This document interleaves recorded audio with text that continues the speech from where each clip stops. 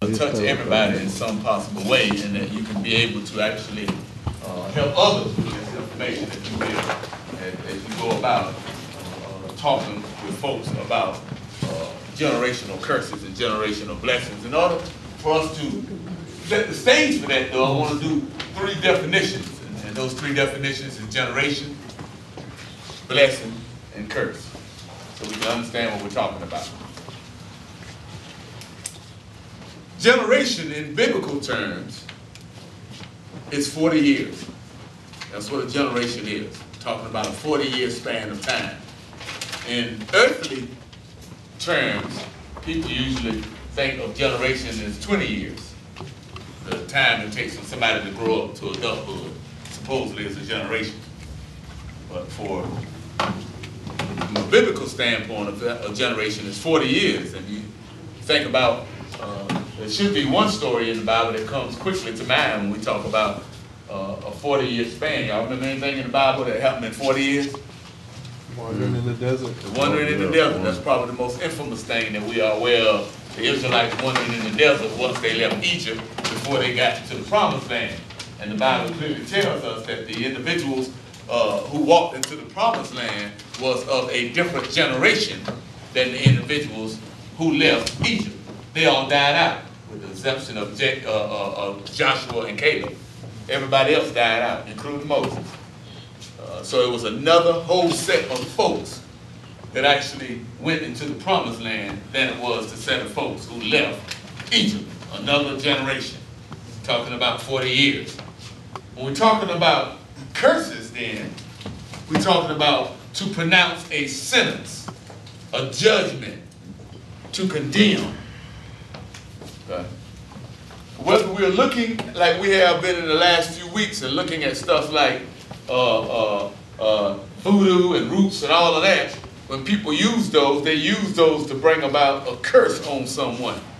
Well, by the same token, we see throughout the Word, and we will look at it shortly, that God as well brought about curses on people or groups of people. We will look at how he did that so we can get a better understanding when we see a curse, if you will, happening in our lives as a result of God. So we're looking at curse, something that brings condemnation, something that brings judgment, something that pronounces a sentence.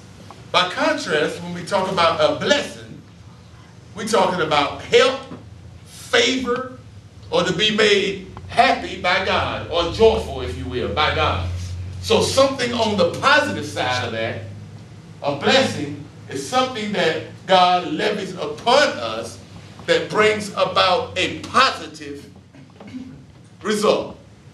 Or we might even do that to each other. Okay? I run down the street and I see Sister sitting on the side of the road with a flat tire. And I stop and I change the tire for her.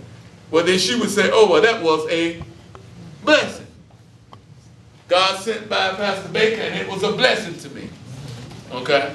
So we can be a blessing. We've heard it used over and over again. And even in a church environment, we can be a blessing to other people. But we also can be a curse to other people. And people sometimes intentionally try to be a curse to somebody else. Okay? But what we're looking at first and foremost tonight is God's curses and God's blessing. We all should be familiar with the first curse that God laid down in this world. What was the first curse? Yes, sir. Something about Eve and Adam. Adam. Yep. And he actually got three curses, and we're going to turn to them. Genesis, the 3rd chapter. Three curses occurred as a result of Adam and Eve getting thrown out of the garden.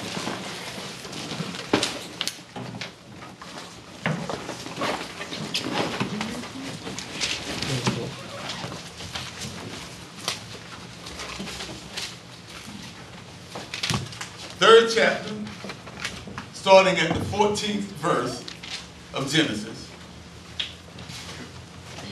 After the fall of mankind, and Jesus confronts Adam and Eve, and he gets all that out the way and say, well, you know, what y'all doing? And get their answers, and and the truth comes out, then God brings about, remember the definition of curse, a sentence, a judgment, a condemnation